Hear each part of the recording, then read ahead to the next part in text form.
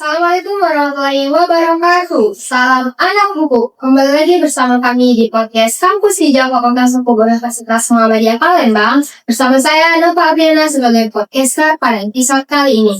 Oke, langsung aja nih untuk tema kita pada hari ini, yaitu bersama Neprian Dwi Fernando, mahasiswa berprestasi Fakultas Hukum Universitas Muhammadiyah Palembang, pemenang Peparprov Pekan Paralimpik Provinsi ke-5 Musi Banjarmasin tahun 2025.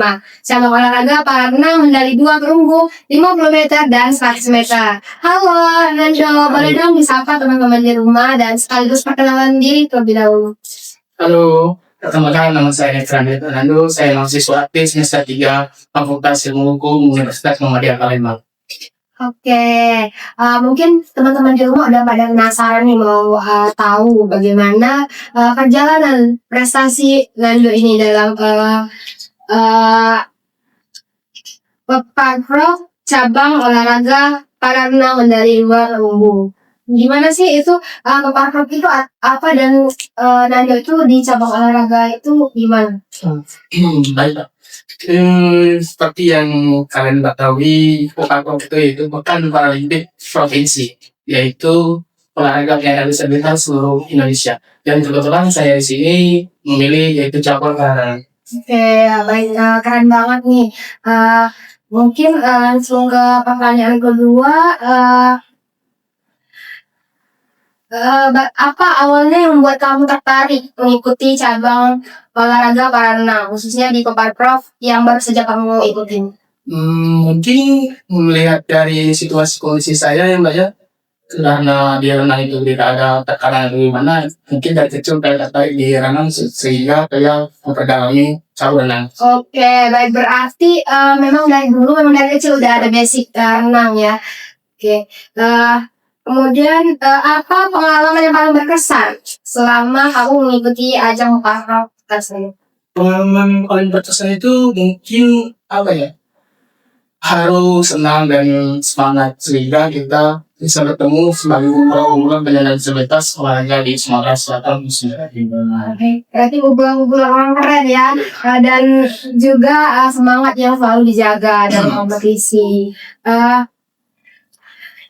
Ini kan kamu mengikuti Peparprov ini, bagaimana kamu membagi waktu antara kuliah dan persiapan latihan? Yang dulunya pasti kamu mempersiapkan ya untuk mengikuti ajang Peparprov ini. Gimana sih kamu untuk membagi waktu atau gimana persiapan yang kamu lakukan sebelumnya? Ya, untuk persiapannya lumayan matang sih Mbak, karena di sisi lain saya kuliah, di sini saya olahraga. Jadi saya benar-benar mengatur waktu sehingga tidak tertabrakan antara kedua belah pihak. Oke, baik. Ini kan dalam kompetisi berarti kamu ada nggak sih menemukan tantangan atau kesulitan dalam kamu mempersiapkan ajang Peparprov ini? Untuk tantangannya sendiri itu mungkin kelihatan dari diri kita sendiri. Untuk kamu mungkin ingin kita terhadap kita latihan sehingga kita digenjot untuk mencapai sesuatu yang ditargetkan oleh seorang pelatih atau host antar kabupaten. Oke, kamu pernah ngerasa pesimis nggak selama pertandingan atau selama mengikuti ajang ini? Kalau pesimis itu menurut saya itu pasti setiap diri sendiri pasti memiliki pesimis. Yang pertama saya itu mungkin pesimisnya atau nggak yakinnya, tapi saya akan mencoba untuk melakukan hal tersebut. Berani mencoba ya. Iya. Solusinya kalau kita merasa pesimis itu normal, tapi gimana kita menghadapinya? Berarti harus tetap berpikir jernih. Kamu selama mengikuti ajang Peparprov ini ada nggak sih sosok yang paling berpengaruh atau mendukung kamu selama pertandingan Peparprov? Bagaimana atau dukungan dari kampus gitu? Kalau menurut saya dukungan itu terutama alhamdulillah kedua orang tua saya selalu support saya sehingga sampai saat ini, terutama untuk ada beberapa orang yang pengaruh mungkin juga motivasi untuk saya. Terutama mungkin Mbak kenal sendiri yaitu Profesor Ahmad Busro, Surabaya dan sebagainya macam.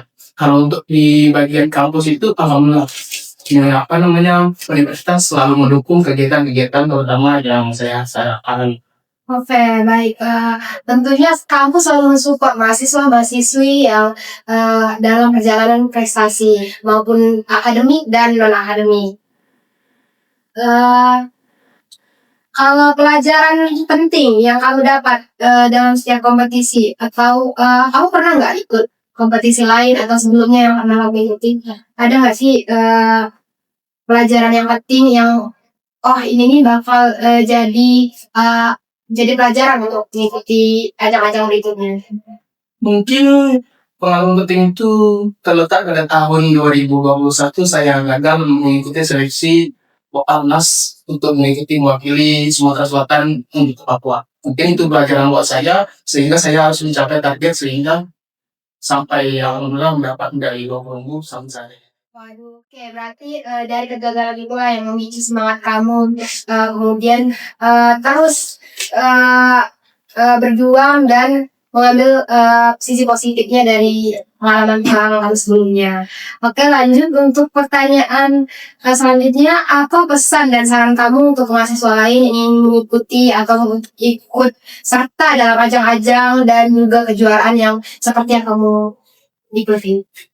Mungkin misalnya ada beberapa faktor, mungkin salah satunya kita kalau memang ingin mencapaikan sesuatu kita harus tetap semangat dan berpikir positif sehingga kita bisa mencapai hal yang kita inginkan.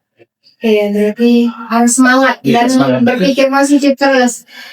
Terakhir nih, Nando, apa moto atau kalimat motivasi yang selalu kamu pegang dalam setiap perjalanan prestasi kamu untuk teman-teman yang nantinya ingin mengikuti ajang dan kejuaraan seperti kamu, atau mungkin menjadi motivasi juga bagi teman-teman di rumah yang kalimat yang memotivasi Nando nih selama ini dalam perjuangan prestasi dan Kalau saya sendiri sih ada beberapa moto atau motivasi yang saya selalu pegang teguh, yang salah satunya jangan hitung yang hilang tetapi hitung yang tersisa.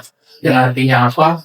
Kita walaupun mempunyai kekurangan, kita harus tetap semangat dan satu sistem sebagaimana kita melihat keadaan kita harus bisa memberi dampak yang terbaik terhadap lingkungan kita. Mungkin yang ada yang kedua yaitu jangan batasi pikiran kita karena kita mempunyai keterbatasan. Tapi bola keterbatasan itu untuk menjadi acuan meraih masa depan. waduh, keren banget nih sampai nggak bisa berkata-kata lagi saking sangat menginspirasi untuk teman-teman di rumah dan juga aku. Semoga nantinya perjalanan prestasi Nando semakin meningkat dan semakin bagus ke depannya. Oke, baik, nggak kerasa ya teman-teman, kita udah di ujung pertanyaan, kita udah banyak tadi mendengar bagaimana perjalanan prestasi Nando selama mengikuti Kopatrol di tahun 2025. Oke, baik, sebelumnya kami ucapkan terima kasih kepada Nando yang sudah menyempatkan waktu berbagi pengalaman kepada teman-teman di rumah. Dan saya selaku podcaster pada episode kali ini mohon maaf jika ada kesalahan, kepada saya mohon ampun. Sampai jumpa di episode selanjutnya. Wassalamualaikum warahmatullahi wabarakatuh. Boleh dong Nando salam anak hukum? Oke. Salam anak hukum.